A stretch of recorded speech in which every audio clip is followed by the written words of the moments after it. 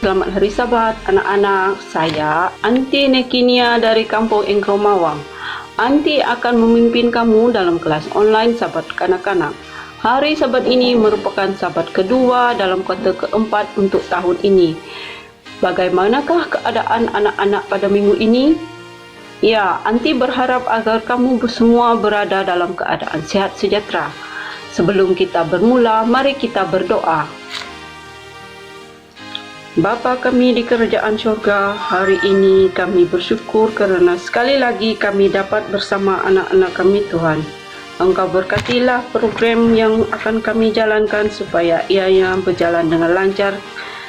Kami serahkan dalam nama Yesus Juru Selamat kami. Amin. Pada Sabat ini, persembahan istimewa akan dibawa oleh anak-anak dari Gereja Engkro Singgihe.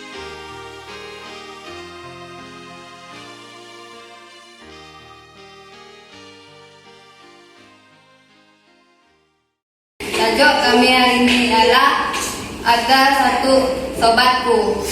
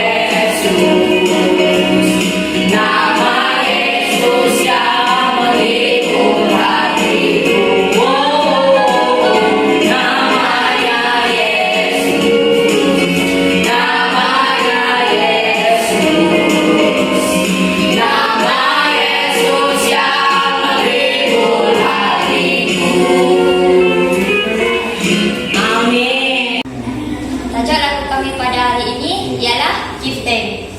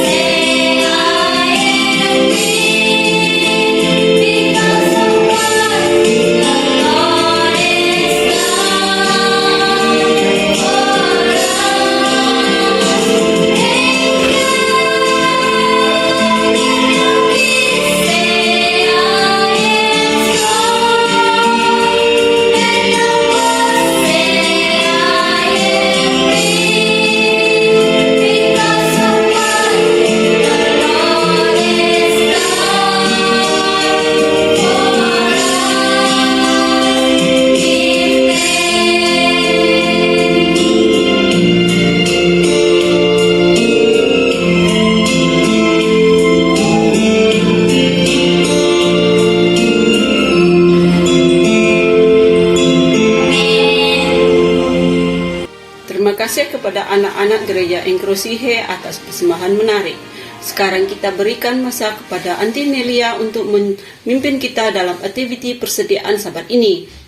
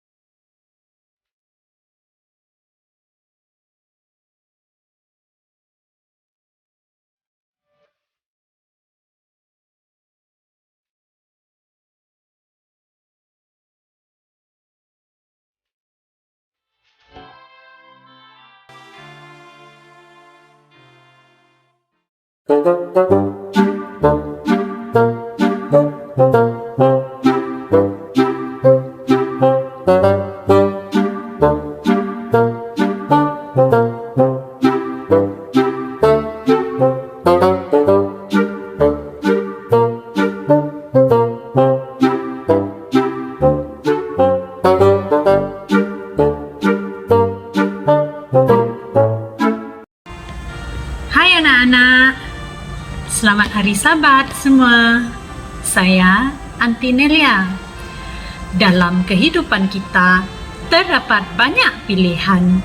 Kita mempunyai hak untuk membuat pilihan. Kita seringkali memikirkan untuk membuat pilihan yang pertama. Namun, apabila peluang untuk membuat keputusan sama ada pilihan pertama atau kedua atau mungkin yang ketiga memang agak susah. Sebab kita biasanya membuat sesuatu pilihan yang terpenting dan yang terbaik dalam kehidupan kita. Mari kita sama-sama buka Alkitab di buku Matius 6 ayat 33. Tetapi carilah dahulu kerajaan Allah dan kebenarannya, maka semuanya itu akan ditambahkan kepadamu. Jadi anak-anak, sebagai anak-anak Tuhan, sudah pasti pilihan yang terbaik ialah untuk kita memberikan Yesus sebagai tempat yang pertama dalam kehidupan kita. Jadi, mesej kita hari ini ialah bersama-sama keluarga gereja kita mendengar dan mempelajari apa yang penting. Baiklah anak-anak, sekarang mari kita berikan masa dan fokus kepada Aunty Biaini untuk menyampaikan pelajaran Alkitab hari ini.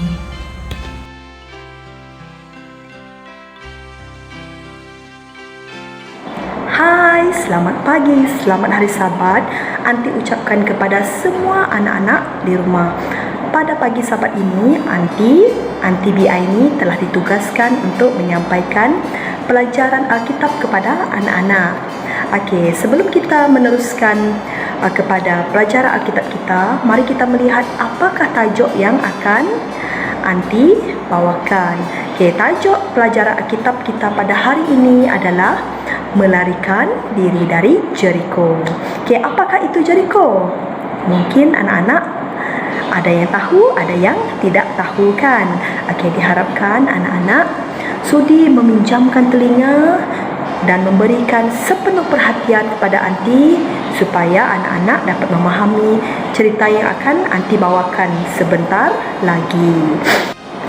Setelah 40 tahun orang Israel berkelana, akhirnya mereka telah tiba di pinggir sempadan tanah perjanjian. Pada masa tersebut, Yosua adalah pemimpin bangsa Israel. Untuk pengetahuan anak-anak, Yosua adalah salah seorang daripada 12 orang pengintip yang telah dipilih oleh Nabi Musa pada zaman dahulu. Tetapi kini Yosua telah dipilih menjadi pemimpin bangsa Israel. Seperti yang telah dilakukan oleh Nabi Musa, Yosua turut melakukan perkara yang sama, iaitu beliau telah memilih 2 orang penyiasat untuk melihat dan meninjau tanah perjanjian. Setelah memilih 2 orang penyiasat tersebut, Yosua pun berkata kepada penyiasat itu, "Pergi dan lihatlah kawasan itu." Lalu 2 orang penyiasat itu pun terus berjalan ke kota Jericho. Jericho itu adalah sebuah kota. Seterusnya 2 orang penyiasat itu telah memilih sebuah rumah yang berdekatan dengan tembok kota Jericho. Mereka pun mengetuk pintu rumah tersebut. Mendengar bunyi ketukan pintu, Rahab pemilik rumah tersebut pun membuka pintu tersebut. Apabila melihat 2 orang penyiasat tersebut, dia tahu itu bukannya orang Jericho, itu adalah orang Israel. Sebenarnya pada masa tersebut, Rahab dan seluruh warga Jericho telah mengetahui tentang bangsa Israel. Pada masa itu, perkara tersebut sangat menakutkan raja malahan askar-askar di Jericho. Namun demikian, Rahab tetap menyuruh 2 orang asing itu masuk ke rumahnya. Setelah bercerita dan bercakap dengan 2 orang penyiasat tersebut, Rahab pun membawa penyiasat tersebut naik ke atas bumbung rumahnya. Lalu dia pun mengambil jerami dan menutup penyiasat tersebut. Malangnya, terdapat beberapa orang telah melihat 2 orang penyiasat tersebut pergi ke rumah Rahab. Mereka telah melaporkan perkara tersebut kepada raja. Oleh itu, raja telah mengirimkan askar-askarnya untuk menangkap penyiasat tersebut. Lalu askar itu pun pergi menuju ke rumah Rahab. Tok tok tok. Rahab pun membuka pintu luas-luas. Askar itu pun berkata, "Bawa keluar orang yang berada di rumah kamu.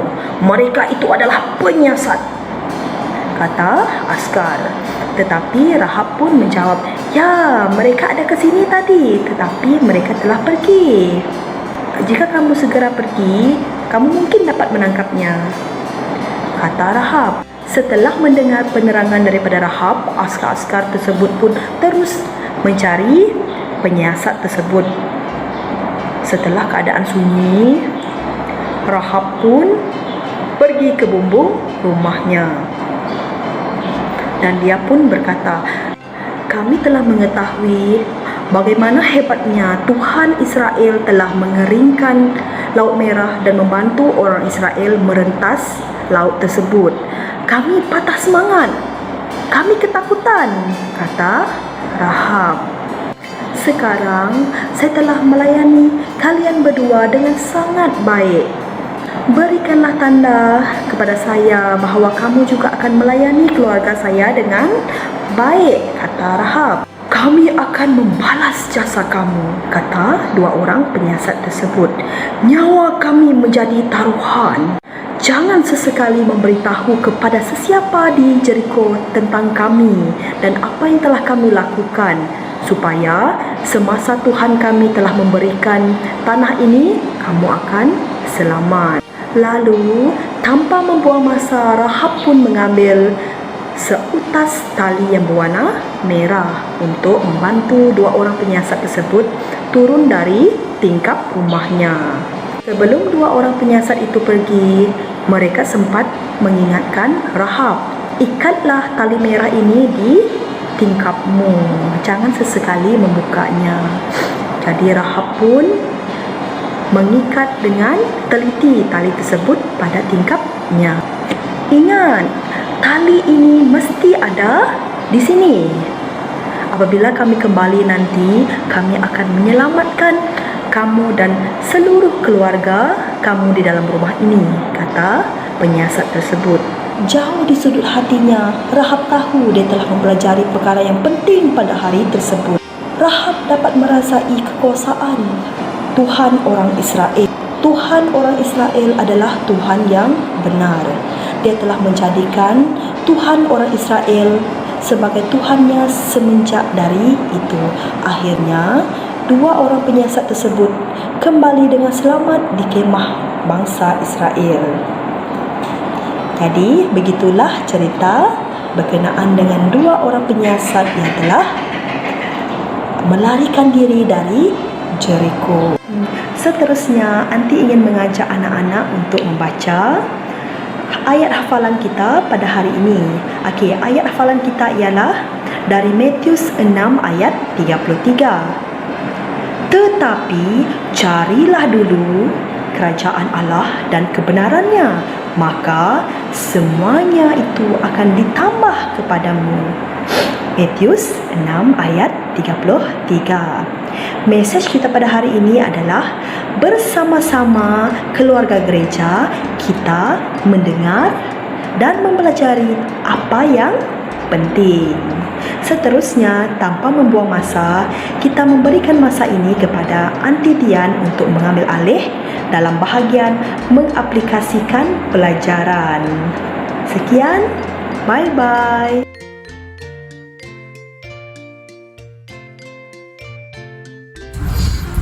Mengaplikasikan pelajaran. Selamat sahabat anak-anak.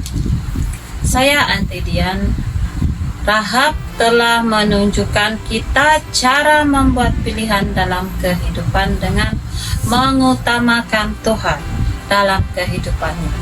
Kita juga ingin membuat pilihan dalam kehidupan agar kita mempunyai kehidupan yang baik sama seperti Rahab. Dalam kehidupan, kita selalu membuat pilihan dan sentiasa memastikan pilihan kita adalah yang terbaik. Namun, bagaimanakah kita hidup bagi Yesus?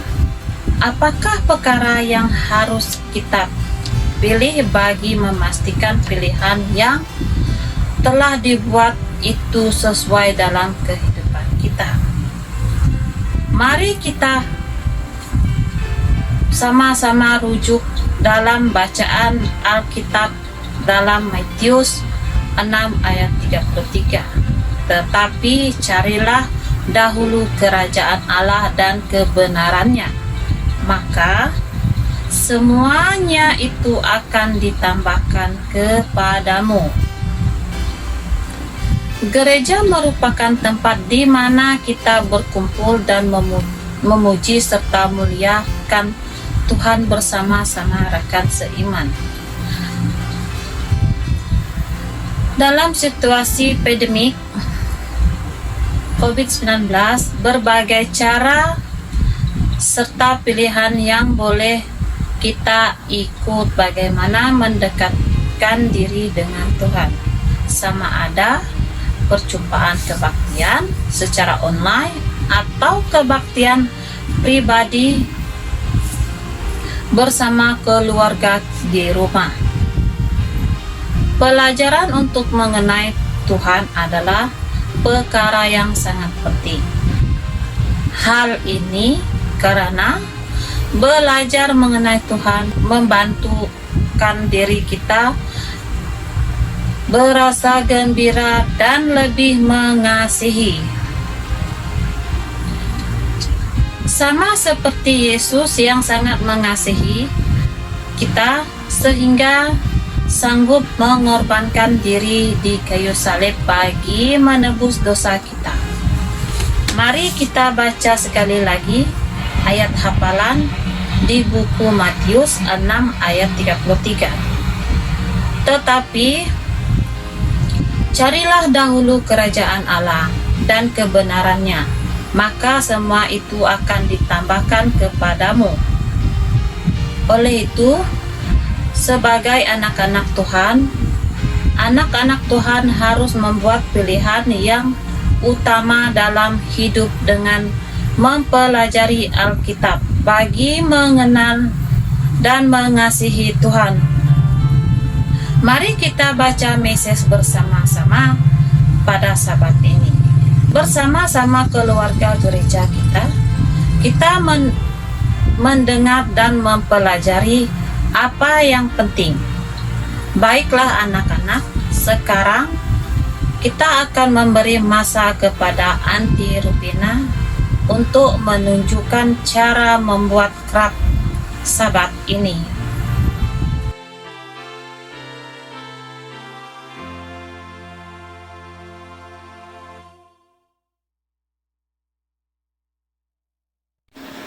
Selamat Hari Sabat anak-anak, bersama saya Aunty Rufina. Dan pada pagi ini Aunty hendak berkongsi satu klip video kepada anak-anak semua untuk menunjukkan cara-cara bagaimana kita membuat craft kita pada pagi ini.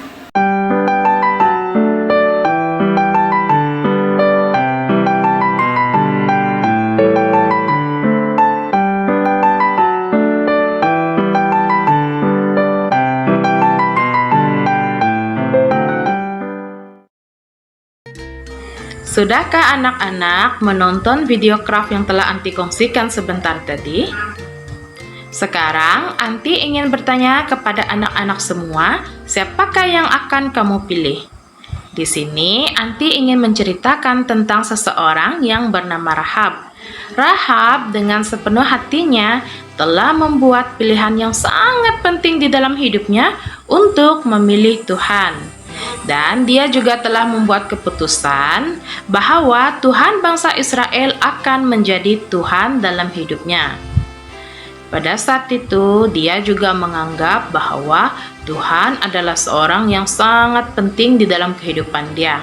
Oleh itu, anak-anak, kita juga harus membuat keputusan untuk memilih Yesus di dalam kehidupan kita. Biarlah Yesus menjadi pendorong bagi setiap pilihan di dalam kehidupan kita.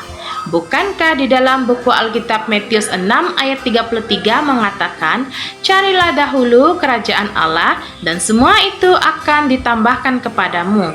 Mari kita ingat bersama sekali lagi message kita pada minggu ini, yaitu bersama-sama keluarga gereja kita mendengar dan mempelajari apa yang penting.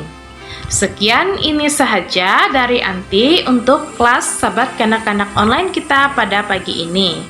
Mari kita tutup dengan doa dan Aunty akan membimbing anak-anak dengan doa penutupan. Mari kita berdoa. Ya Tuhan, Allah Bapa kami yang berkuasa di dalam kerajaan syurga, pada saat ini Bapa kami mengucap syukur dan terima kasih atas kebaikan Bapa yang telah mengumpulkan kami, yang telah menjadikan kami sehingga dapat berkumpul bersama-sama untuk mengikuti acara kebaktian ini untuk anak-anak kami dan juga untuk memuliakan Tuhan di dalam kehidupan kami. Terima kasih ya Bapa, di atas pimpinan Bapa dan juga kuasa Roh Kudus Bapa yang bekerja di dalam setiap kami sehingga telah menjadikan acara kami pada pagi ini semuanya telah berjalan dengan lancar dan dipermudahkan oleh Bapa bagi kami.